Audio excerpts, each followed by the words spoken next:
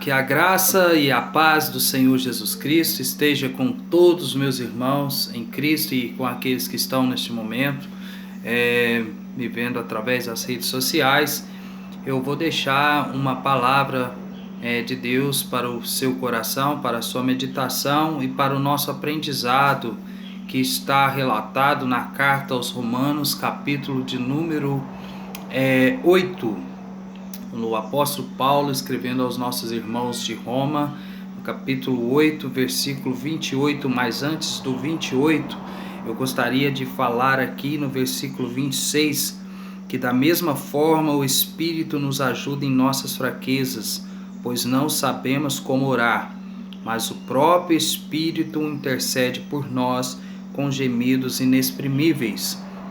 E o versículo 27, é aquele que sonda os corações, conhece a intenção do Espírito, porque o Espírito intercede pelos santos de acordo com a vontade de Deus.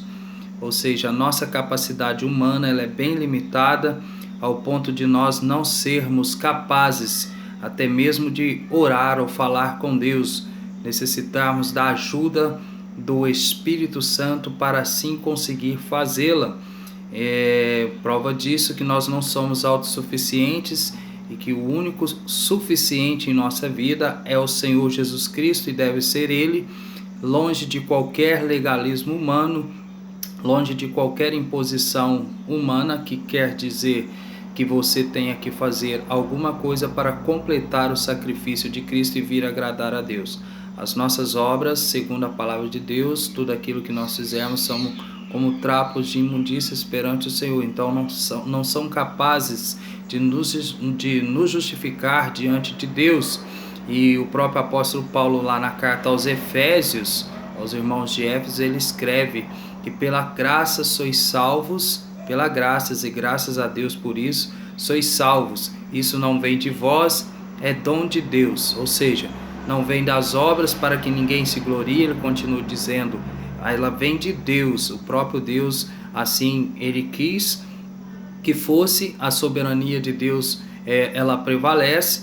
E o apóstolo Paulo, com muita clareza e sabedoria, ele vem nos explicar a respeito da predestinação, da eleição, aqui passando pelo capítulo 8 de Romanos, mas quero ater-me aqui ao ponto do versículo 28, e na epígrafe de algumas bíblias dizendo, com o título, epígrafe quer dizer o título aqui, começando o assunto, ele fala assim: sabemos que todas as coisas cooperam para o bem daqueles que amam a Deus, para o bem. Outras versões, eu estou usando a NVI, nova versão internacional, diz assim: sabemos que todas as coisas agem, sabemos que Deus age em todas as coisas para o bem daqueles que amam a Deus. E na versão João Ferreira de Almeida, na revista Almeida, diz que todas as coisas cooperam, mas o sentido aqui seria o mesmo. A ação, o agir de Deus cooperam para o bem daqueles que amam a Deus. Nós temos que analisar essa palavra do ponto de vista de 3 pontos. Assim dizendo,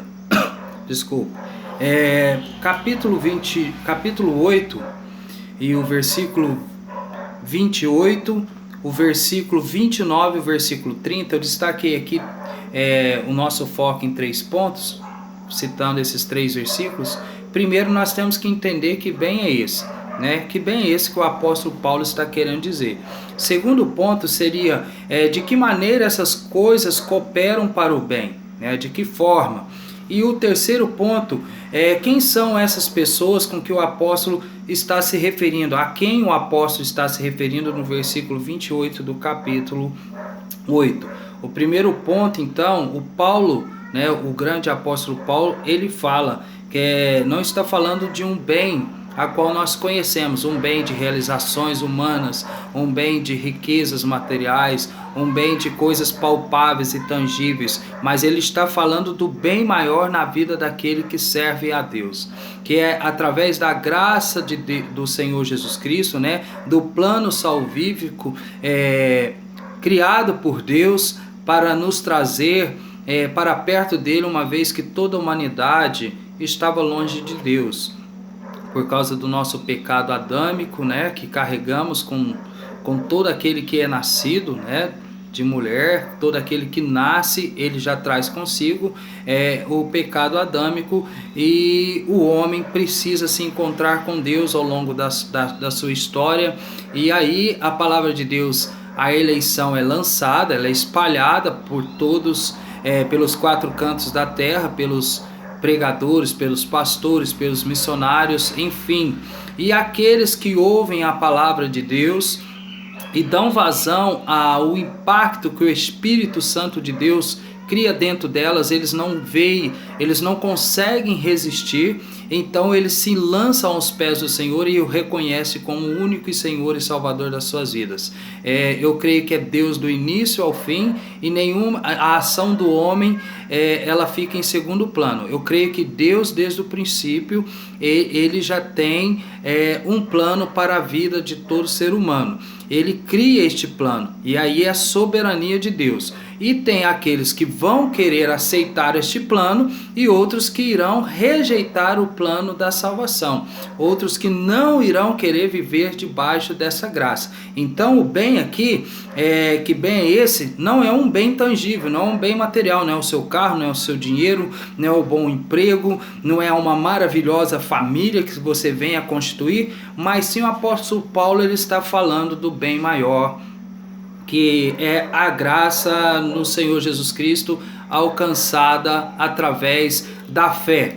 Você crê que o Senhor Jesus Cristo morreu na cruz do Calvário para salvar e para remir os seus pecados, entrega a sua vida a Ele, e com isso você tem direito à salvação eterna, e quando encerrar o nosso tempo aqui nessa terra, que é muito curto, você poder morar com Deus. O segundo ponto, então, seria de que maneira essas coisas cooperam para o bem. Ou seja, nem todos aqueles que servem ao Senhor passam por momentos somente de paz, mas sim vem momentos de guerra ao longo da história, e principalmente pegando por base o Velho Testamento. O povo de Israel passou por grandes aflições. No Novo Testamento, que eu estou aqui falando sobre o Novo, numa carta paulina aos Romanos, nós temos o próprio apóstolo Paulo, que não teve um final feliz, né? O bem maior na vida de Paulo era a sua fé no Senhor Jesus Cristo, e ele pagou um alto preço por guardar esse bem dentro dele, né? Dentro do seu coração, manteve a sua fé até o fim, firme e forte. Ele não negou a fé, ele foi espancado, ele foi preso, ele foi maltratado, ele sofreu naufrágios para levar esta palavra, a pregação do Evangelho. E ao longo dessa história nós vemos que esse bem maior não está sendo anunciado conforme deveria ser anunciado por muitos dos nossos irmãos, dos nossos pastores, que ao longo desses milênios vem distorcendo um pouco do que a palavra de Deus ensina, né? Tem pautado a nossa fé somente em coisas que nós possamos apalpar, tangíveis. Tem colocado um Deus mercantilista, um Deus que está mais preocupado em realizar os meus desejos do que a própria vontade dele, a sua soberania. E não é isso que eu vejo o próprio Senhor Jesus nos ensinando na oração do Pai Nosso, que diz na segunda parte ali da oração, uma oração modelo: Pai, seja feita a tua vontade, assim na terra como nos céus, né? Então a própria vontade de Deus tem ficado em segundo plano, e eu tenho mais me preocupado em me realizar, em ver as minhas coisas acontecendo, a minha empresa sendo bem sucedida, os meus negócios estando lá no topo, uma porta de emprego maravilhosa, um bom carro, uma boa casa. Tudo isso são coisas boas, mas não pode se colocar como o bem maior da nossa vida. E nós não podemos servir ao nosso Deus, ao Evangelho, buscando somente nesta vida, buscando somente essas coisas, mas nós temos que buscar o bem maior, né?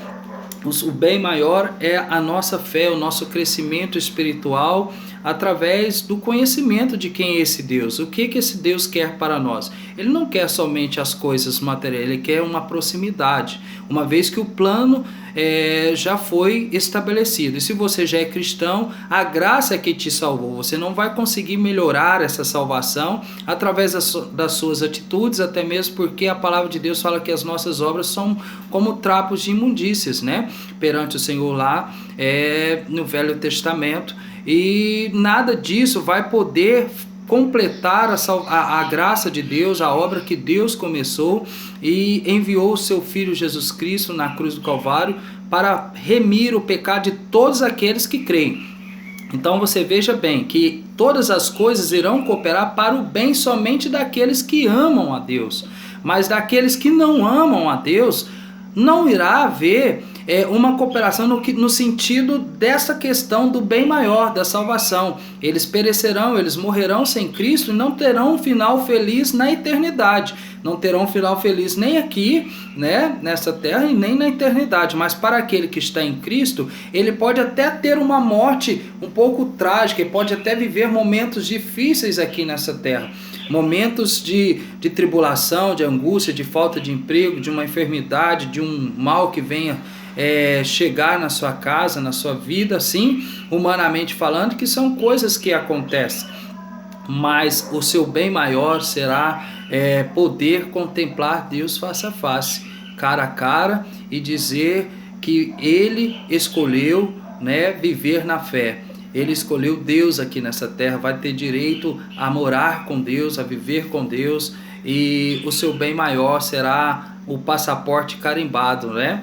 E a graça de Deus, ela quer alcançar você que está me ouvindo aí também esta palavra. Você deve entregar a sua vida ao Senhor Jesus Cristo, não deve entregar a sua vida a uma religião, mas a um Deus que te amou desde a eternidade, um Deus que te escolheu, né? Porque a eleição, a palavra de Deus, Ele elegeu, e ela está sendo proclamada por mim, por tantos outros servos do Senhor, e você não pode deixar passar esse momento. Aceite Jesus Cristo hoje como único e suficiente Salvador, confesse os seus pecados a Ele. Você não vai deixar de ser pecador, porque todos nós somos ainda pecadores, continuamos pecando, mas a graça de Deus está sobre a nossa vida.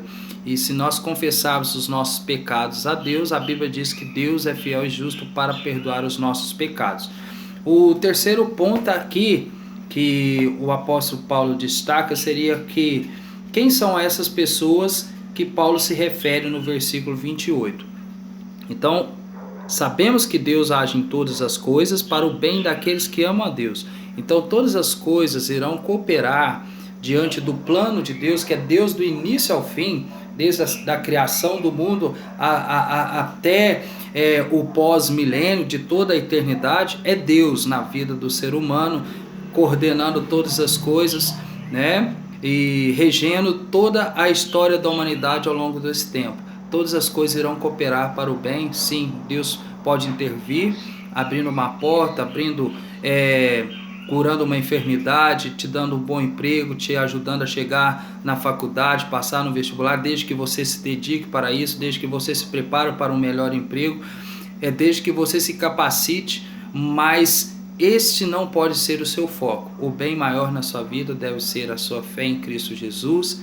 Que essa palavra fique no seu coração, que a graça do Senhor Jesus Cristo venha te cobrir todos os dias da sua vida. Que Deus te abençoe. Aqui é o evangelista cantor Alex, que quer deixar para você esta palavra de edificação e que você possa ser abençoado em nome do Senhor Jesus. Deus te abençoe. Fica com Deus. Até mais.